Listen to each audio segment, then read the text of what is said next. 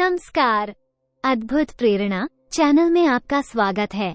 दोस्तों, आज हम आपको सुनाएंगे एक बुढ़िया और उसकी 3 चोरनी बहुओं की कार्तिक स्नान की कहानी। अगर आप हमारे चैनल पर नए हैं तो प्लीज हमारे चैनल को सब्सक्राइब करें, वीडियो को लाइक करें और शेयर करें। एक गांव में एक बुढ़िया माई रहती थी। उसके 3 बेटे और 3 बहुएं थीं। बुढ़िया माई बड़े सत्कर्म किया करती थी।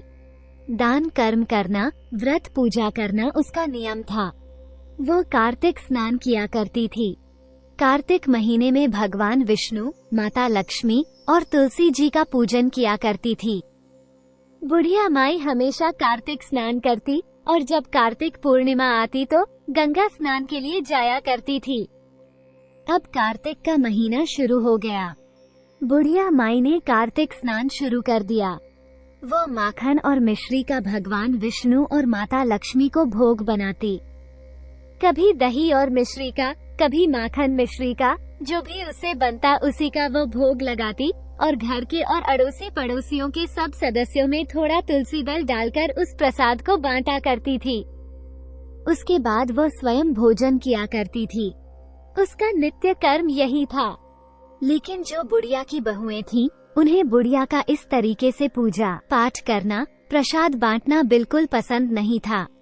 जब बुढ़िया माई अपने तीनों बहुओं को, जो कार्तिक स्नान और पूजा का जो प्रसाद बनाती थी, भोग लगाने के बाद उन्हें देती, तो वह लोग खाने से मना कर देते थे। कहते थे, क्या ये ढोंग करती है, क्या दिखावा करती है, तुलसी दल इसमें डालती है, तुलसी के पत्ते हमसे नहीं खाए जाते हैं। इस तरीके से वह बुढ़िया को मना कर देते थे। अब धीरे धीरे बहुओं के रंग में बेटे भी रंगने लगे। अब वो अपनी माँ से कोई भी सीधे मुंह बात नहीं करते थे, क्योंकि बुढ़िया का जो पति था, अभी कुछ समय पहले ही उसकी मृत्यु हुई थी। इसलिए बुढ़िया माई बेचारी चुप रह जाती थी। धीरे धीरे अपना कार्तिक स्नान करती और पड़ोसियों में अपना प्रसाद बांटती और उसके बाद अपना भोजन करती। लेकिन तीनों बहुओं को तो सास फूटी आंख नहीं भा रही थी। वह लोग तो ये सोचते थे कि ससुर तो चला गया, ये सास भी चली जाए तो कम से कम ये खर्चा तो छूटे। जब देखो जब पूजा के नाम पर अनाप शनाप खर्चा करती रहती है। कभी पंडितों को बुलाओ, कभी किसी को भोजन कराना, कभी वहाँ पर दिया जलाना है, कभी वहाँ पर घी का दिया जलाना है, तुलसी के नीचे कभी मंदिर जाना है। इस तरह से इसके खर्चे लगे रहते हैं। अब जब बुढ़िया माई को तीनों बहुएं पसंद नहीं करती थी, आपस में भी उनकी कम ही बनती थी। तीनों एक दूसरे से काम के ऊपर मनमुटाव रखती थी। तीनों के बच्चे थे। बड़े लड़के के 2 लड़के, 1 लड़की। बीच वाले लड़के, जो मझला लड़का था, उसके भी 3 बच्चे और छोटे वाले के भी 2 बच्चे थे। इस तरह से बुढ़िया का भरा पूरा परिवार था, लेकिन अपना कहने और अपना दुख समझने वाला उस भरे पूरे परिवार में कोई नहीं था। अब बहुओं ने आपस में ठान ली और अपने अपने पतियों के कान भरने शुरू कर दिए कि देखो जी, अब बंटवारा हो जाना चाहिए। हम लोग अलग रहेंगे तो अपने बच्चों की अच्छे से परवरिश कर पाएंगे। अगर एक साथ रहेंगे तो ना तो बच्चों की परवरिश होगी और माँ का खर्चा अलग से लगा रहता है। इनका अनाप शनाप खर्चा करें या अपने बच्चों को पालें। देखिए, बड़े भाई साहब के बच्चे तो बड़े हो रहे हैं, मझले वाले के भी बड़े हैं, हमारे बच्चे छोटे हैं। हमें अभी बहुत मेहनत करनी है, अपने बच्चों को पढ़ाना लिखाना है। छोटी बहू अपने पति के कान भर रही थी। उधर मझली वाले भी अपने पति को कहने लगी, देखिए जी, अब बंटवारा हो जाना चाहिए। अपनी मर्जी से रहेंगे, कहाँ क्या खर्चा करना है, क्या नहीं, क्या बनाना है, क्या खाना है। किसी की टोका टाकी अब हमसे बर्दाश्त नहीं होती है। इसलिए अपना मन करेगा वो बनाएंगे, खाएंगे और अपने बच्चों के साथ रहेंगे। उधर बड़ी बहू भी कहने लगी, देखिए जी, अब हमको बंटवारा हो जाना चाहिए। बच्चे बड़े हो रहे हैं, कल को इनकी ब्याह शादी करनी है, काफी सारे खर्चे हैं। ऐसे ही कमाते रहे और छोटे भाइयों और अपनी माँ का पालन पोषण करते रहे तो हो लिया। हमारे बच्चों का भविष्य सुरक्षित देखिए, अब बंटवारा होना चाहिए। तीनों भाई पत्नियों के कहने में आकर शुरू हो गए कि हाँ, हमें बंटवारा करना चाहिए। गांव के पंचों को बुलाया गया। बंटवारा करने के लिए तीनों बहुएं खड़ी हो गई साथ में, ताकि जो भी बंटकर हिस्सा आएगा उसे अपने अपने कमरे में रख लेंगे। यानी घर के 4 हिस्से हुए, 3 बेटों के लिए, 1 बुढ़िया के लिए, और ऐसे ही जो घर में जितना सामान था उसके 4 हिस्से हुए। 3 बेटों के, 1 उनकी माँ का। लेकिन फिर भी माँ को हिस्से में थोड़ा कम दिया गया, क्योंकि वह अकेली प्राणी थी, उसे ज्यादा की जरूरत नहीं थी। वो बेटों के बच्चे थे और भरा पूरा परिवार था। पंचों ने कहा कि देखिए, अपनी माँ को जो रखेगा वो अपनी माँ का हिस्सा भी बरतेगा। छोटी बहू ने तो साफ मना कर दिया कि एक कमरे में हम क्या कर लेंगे, उल्टा इसके लिए कमाकर इसको खिलाना पड़ेगा, उल्टा इसके इतने खर्चे हैं, इसकी पूजा के लिए 2-2, 4-4 किलो घी खर्च करना पड़ता है, इसे बनाकर खिलाना पड़ेगा, कहाँ तक इसके नखरे झेलेंगे। देखिए जी, अपने बच्चों का काम मुझे बहुत है, मैं तो इस बुढ़िया को रखूंगी ही नहीं। बड़ी छोटी बहू ने बिल्कुल मना कर दिया। फिर मझली बहू से पूछा गया। मझली बहू ने भी यही जवाब दिया, देखिए, मुझे बुढ़िया को नहीं रखना है, क्योंकि वो तो शुरू से ही बुढ़िया को पसंद नहीं करती थी। बड़ी बहू ने भी साफ साफ मना कर दिया। अब बेचारी बुढ़िया अकेली रह गई। पंच अपना फैसला सुनाकर अपने अपने घरों को चले गए।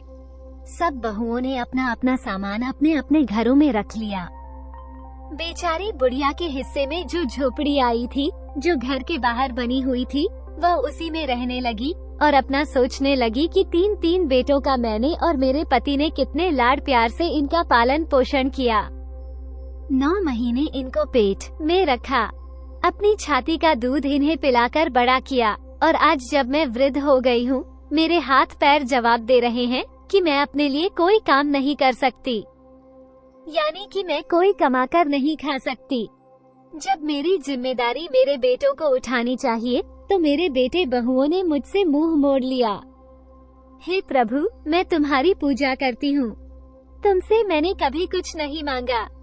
क्या मेरी किस्मत में यही दुख लिखा था? मेरा भरा पूरा परिवार होते हुए भी मुझे बेसहारा अनाथों की तरह छोड़ दिया। अब बुढ़िया माई की आंखों से आंसू नहीं रुक रहे थे। वो बेचारी रोए जा रही थी और भगवान से शिकायत किए जा रही थी। उधर तीनों बहुएं बड़ी खुश थीं कि चलो बंटवारा हो गया, अपनी मर्जी से पकवान बनाएंगे, बच्चों को खिलाएंगे और खुद मजे से रहेंगे। कहाँ तो बुढ़िया का इतना काम करना पड़ता था। कभी बुढ़िया का कपड़े धो, कभी बुढ़िया के लिए खाना बनाओ, कभी बुढ़िया की सेवा करो, हाथ पैर दबाव। अरे भाड़ में जाए बुढ़िया, हमारे लिए तो मर जाए तो ही अच्छा है। कम से कम इस कमरे का हिस्सा भी जो है बाहर, वो भी हमें मिल जाएगा।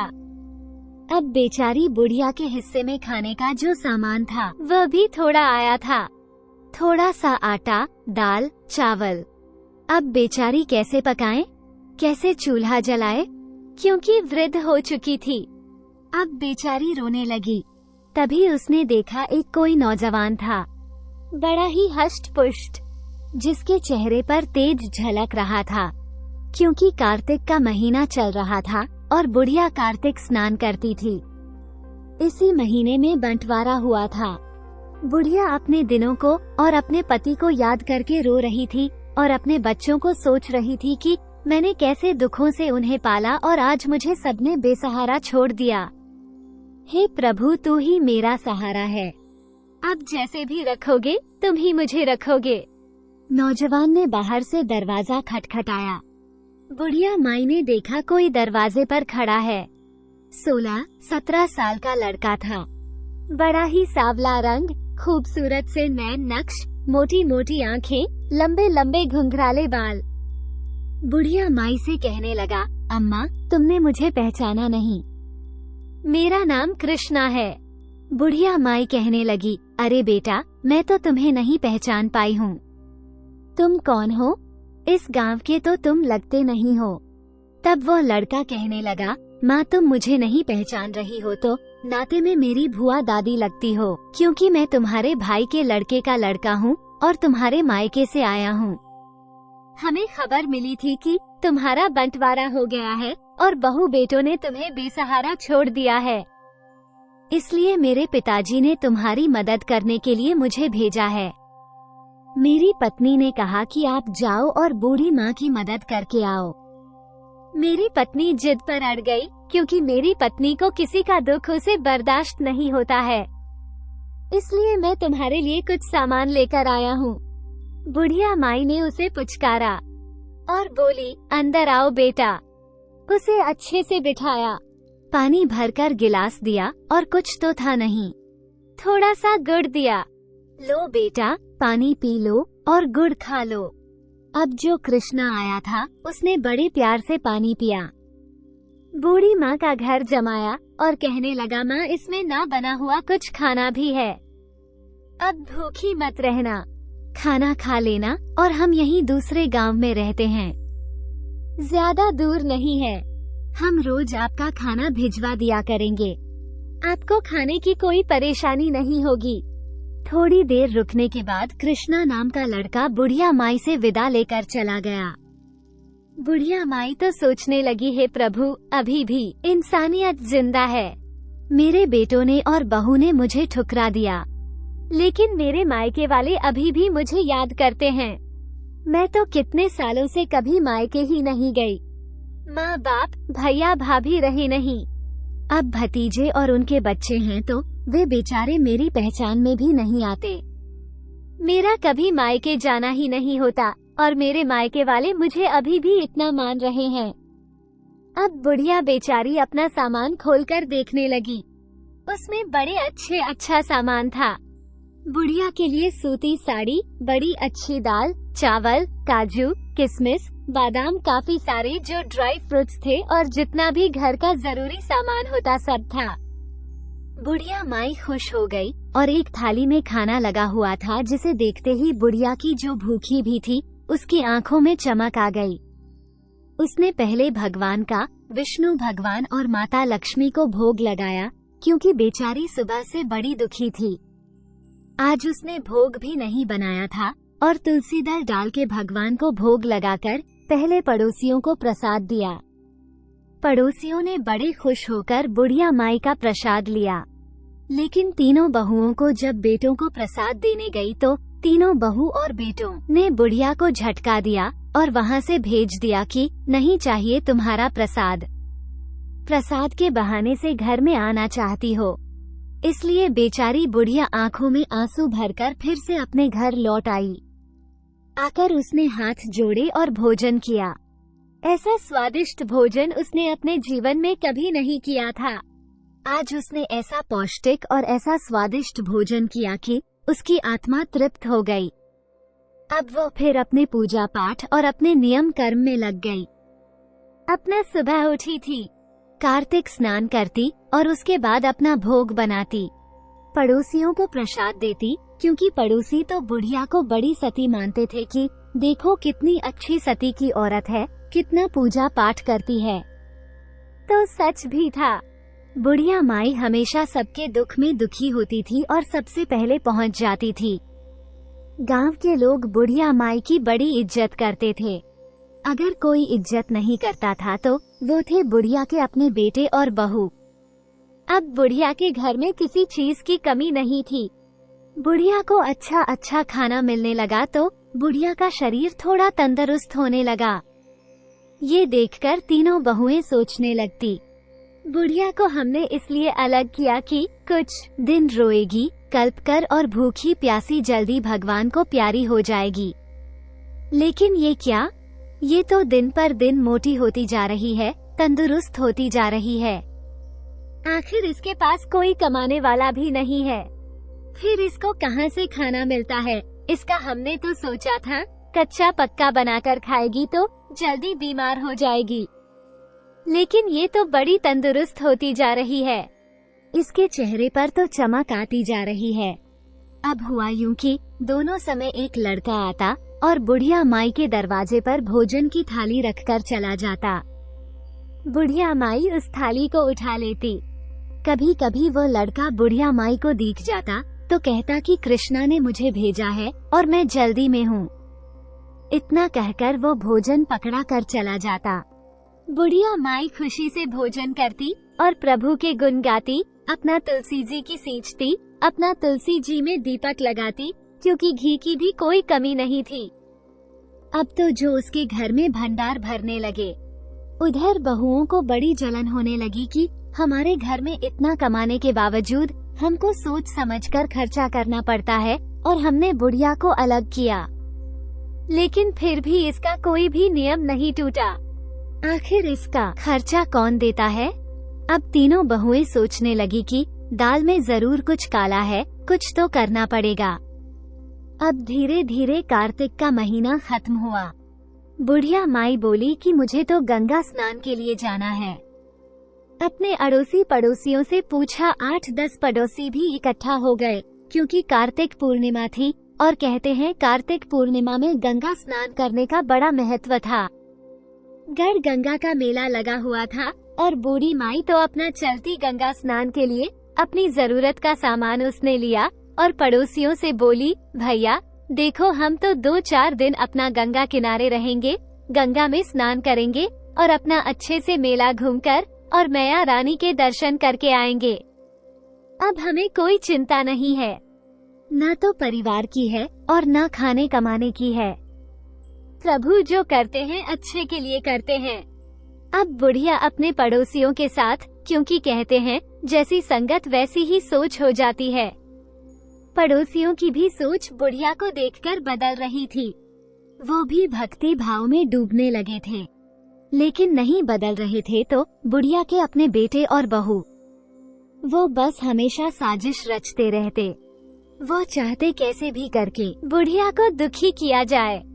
लेकिन जिसका परमात्मा, जिसके साक्षात भगवान विष्णु और माता लक्ष्मी साथी हों, जिसकी मदद करते हों, भला उन्हें कौन दुख दे सकता है? यही बुढ़िया के साथ था। बुढ़िया माई गंगा स्नान के लिए गई मेला घूमे। सुबह 4 बजे उठकर जो गंगा स्नान करती और अपना कार्तिक का पारण करती, वहीं पर उसने जो ब्राह्मणों को अच्छे से जिमाया, भोजन करवाया और दान दक्षिणा दी। दान दक्षिणा देने के बाद कई दिन वहाँ पर रहीं। इधर क्या हुआ कि बुढ़िया की तीनों बहुओं ने सोचा कि बुढ़िया तो चली गई गंगा स्नान के लिए, अब चलो देखते हैं आखिर माजरा क्या है। आज बुढ़िया के घर की तलाशी लेते हैं। तीनों बहुएं बुढ़िया के घर में गई तो क्या देखती हैं? बुढ़िया के घर में तो किसी चीज की कमी नहीं है। डब्बे बादाम, काजू, छुहारों के भरे रखे हैं। घी का डब्बा भरा रखा है। बुढ़िया की बहुएं सोचने लगी, अरे ये बुढ़िया तो बड़ी चालबाज निकली। इसने तो हमारे घर से धीरे धीरे चोरी करके पहले ही अपना सामान इकट्ठा कर रखा था, ताकि जब बंटवारे की नौबत आएगी तो आराम से बैठी खाई। हमने तो कभी इस कमरे में देखा ही नहीं था। यहाँ तो देखो कितने डब्बे भरे रखे हैं, किसी चीज की कोई कमी नहीं है। हमारे घरों में तो इतना सामान भी नहीं है। दाल, चावल, अनाज देखो, किसी भी चीज की कोई कमी नहीं। और इतना आया तो आया कहाँ से? जरूर बुढ़िया ने पहले से ही जरूर इसने घोटाला करके रख रखा है। इसने सोचा हमारी नजरों से हम तो काम में बड़ी बहू कहने लगी, मैं तो जंगल चली जाती थी खेतों में काम करने के लिए। मझली बहू कहने लगी, मैं गौशाला चली जाती थी जानवरों को दाना पानी देने के लिए और उनका गोबर वगैरह साफ करने के लिए। छोटी बहू कहने लगी, मैं घर में थी लेकिन मैं चल चूल्हा चौका करती थी। मैंने कभी बुढ़िया पर ध्यान नहीं दिया कि यह इतनी मक्कार बुढ़िया होगी और चोरी कर करके अपना घर भर रही होगी। ये जानती थी कि बंटवारा होगा, इसलिए हम तो इसके मंसूबों को जान ही नहीं पाए। देखा नहीं बंटवारे के समय कैसे चुप बैठी थी, कुछ नहीं बोल रही थी। अब समझ आ गया, अब इसे अच्छे से मजा चखाएंगे। और तीनों बहुएं झोली भर भर कर अपने घरों को ले जाने लगी सामान, लेकिन सामान था जो खत्म होने का नाम नहीं ले रहा था। अब जब उन्होंने देखा कि बादाम छुहारे भरे रखे हैं, तीनों की तीनों खाने बैठ गई। कहने लगी, देखो हम भी तो कहीं। बुढ़िया के चेहरे पर इतना तेज कहाँ से आता जा रहा है, कैसी तंदुरुस्त होती जा रही है। कहाँ तो इसको खाना मिलने के बाद भी रोज कराहती रहती थी। मुझे ये हो रहा, वो हो रहा, कोई काम नहीं करती थी। अब तो कभी हमने सुना ही नहीं है। तीनों बहुएं सब करने के बाद जैसे ही बच्चों को बुलाकर सामान देने लगी और उन्होंने काजू बादाम खाए और देखा उनमें तुलसी दल पड़ा हुआ है। उन तुलसी दल को उन्होंने निकालकर बाहर नाली में फेंक दिया। कहने लगी, बड़ी टोटके करती है।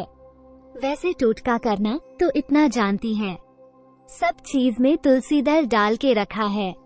हमें तुलसी दल पसंद नहीं है ना, इसलिए कभी पीछे से आ जाएं तो बहुएं सामान ना ले जाएं। देखो, और तब उन्होंने जैसे ही तुलसी दल नाली में फेंका और अंदर आई तो क्या देखती, तीनों की बहुएं कुतिया बन गई। तीनों बहुएं कुतिया बन गई तो बच्चे चिल्लाने लगे, अरे मम्मी तो कुतिया बन गई, अरे मम्मी को क्या हो गया। बच्चे रोने लगे कि हमारी माँ को क्या हो गया। तीनों की तीनों कुतिया बन गई। पड़ोसी इकट्ठा होने लगे, अरे ये क्या हो गया, बुढ़िया की बहू कुतिया कैसे बन गई। सारे गांव में हल्ला मच गया। बड़ी अनहोनी बात हुई थी, आज तक किसी के साथ ऐसा नहीं हुआ। अब शाम को जब तीनों बेटे काम से आए तो बच्चे रो रो कर कहने लगे, पापा माँ कुतिया बन गई हैं। पहले तो उनको पता नहीं था। जब कुतिया घर में गई तो उनके पतियों ने डंडा लेकर उन्हें भगाना चाहा, लेकिन कुतिया अपना भौंकने लगी। अपनी भाषा में कहने लगी कि हम कुतिया नहीं हैं, हम तुम्हारी बीवी हैं। लेकिन वो तो समझ नहीं पा रहे थे। तभी बच्चे रोते हुए बोले, पापा ये कुतिया नहीं है, ये तो हमारी माएँ हैं। बच्चों ने सारी बात अपने पिताओं को बताई। अपने पिताओं को बताई तो सारा माजरा समझने लगे। जरूर इन्होंने कुछ किया होगा, लेकिन अब क्या किया जा सकता है। फिर भी वो डंडा लेकर समाज में जगहसाई ना हो उनको भगाने लगे। लेकिन कुतिया कहाँ भागने वाली थी। एक दो डंडा पड़ता फिर भी वो वहीं बैठी रहती, वो कहीं नहीं जा रही थी। अपनी भाषा में जो कुंकू मतलब भौंकते और कहने की कोशिश करती, लेकिन समझता कौन। अब बेचारे पतियों को और बच्चों को मिलकर अपना खाना बनाना पड़ता। घर के सब काम करने पड़ रहे थे। वह सोच रहे थे, माँ आ जाए तो माँ से ही कोई समाधान निकलेगा कि कैसे यह अपने पूर्व रूप में आ जाए। गांव के लोगों ने यही सलाह दी थी कि देखो तुम्हारी माँ बड़ी सताई हुई है, तुम लोगों ने उसे बड़ा दुख दिया है, बड़ी उसकी आत्मा सताई है। अब यह इसी का नतीजा है जो बहुओं को भुगतना पड़ा है।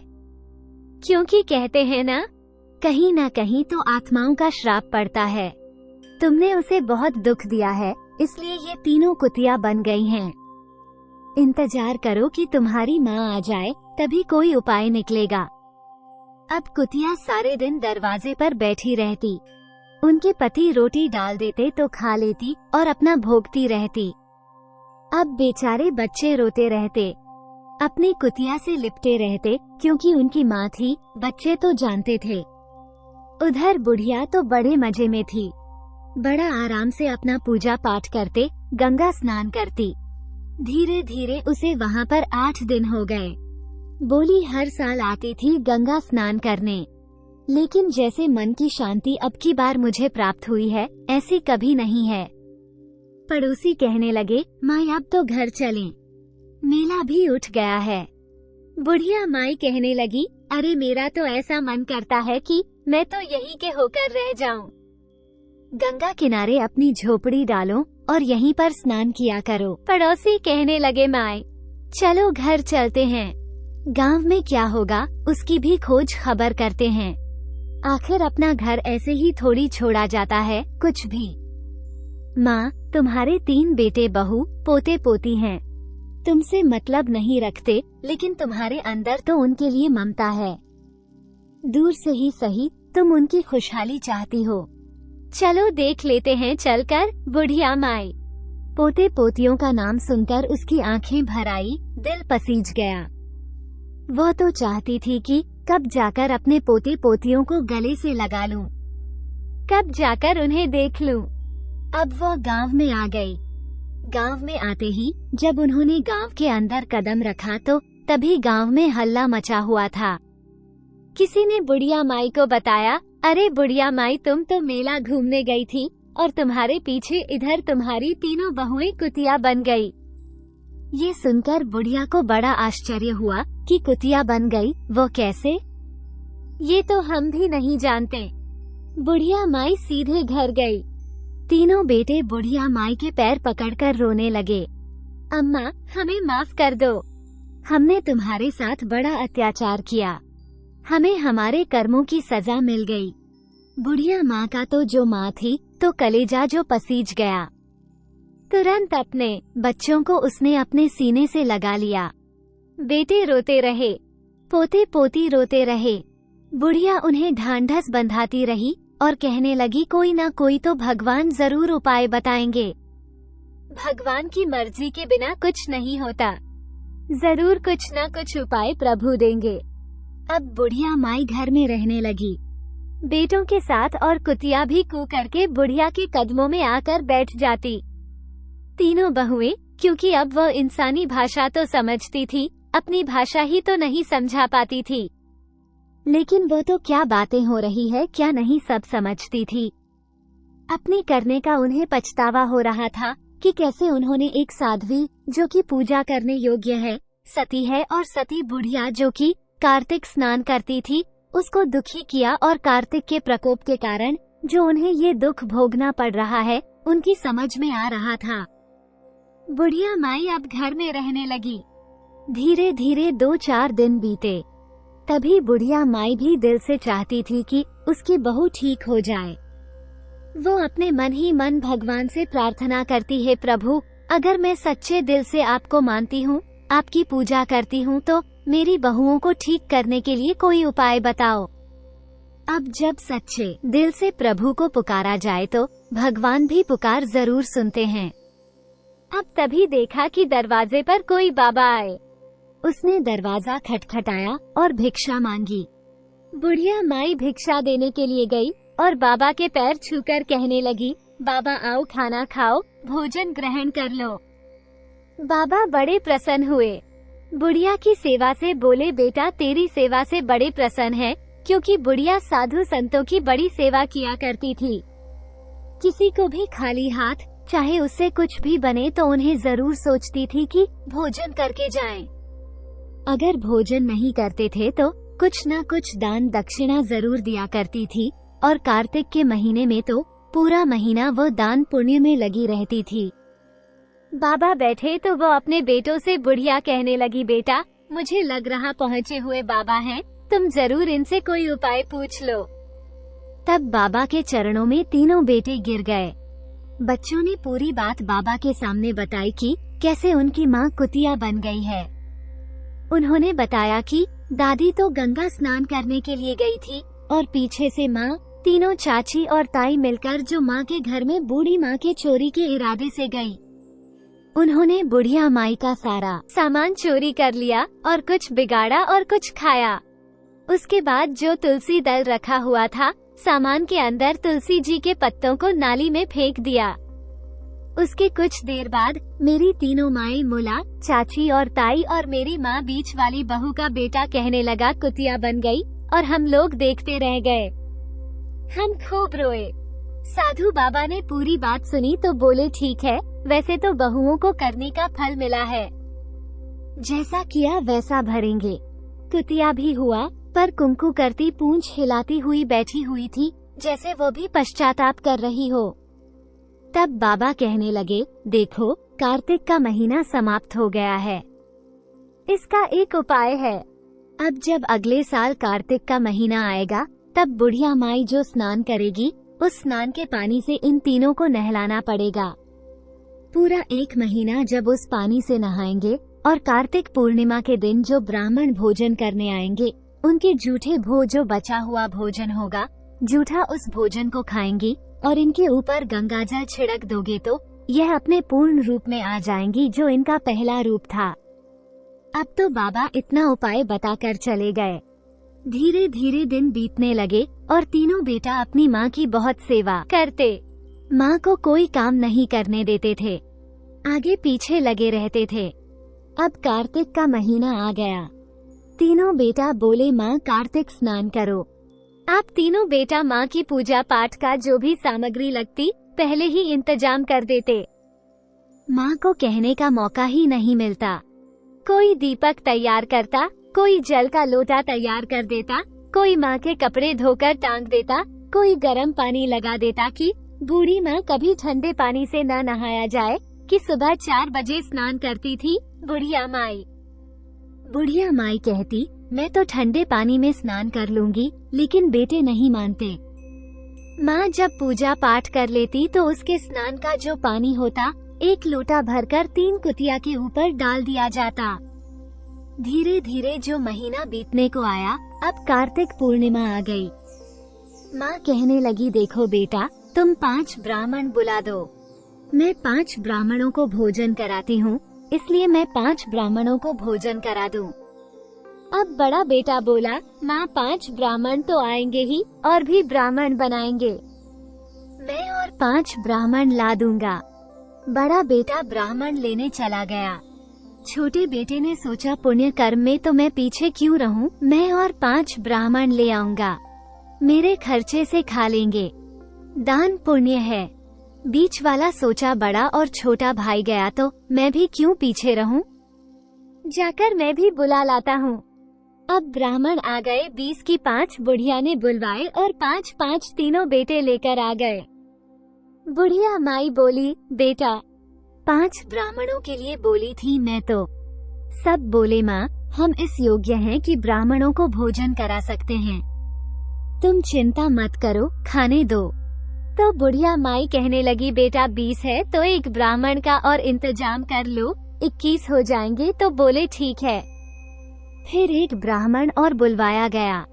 21 ब्राह्मणों को पूरे विधि विधान से अच्छे अच्छे पकवान बनाकर स्वादिष्ट पकवान खिलाए गए। बड़े ब्राह्मण जो थे वो कोई और नहीं, भगवान के रूप थे। ब्रह्मा, विष्णु, महेश, कार्तिकेय, गणेश जी, नारद जी और ऐसे ही सब बैठे हुए थे उनमें।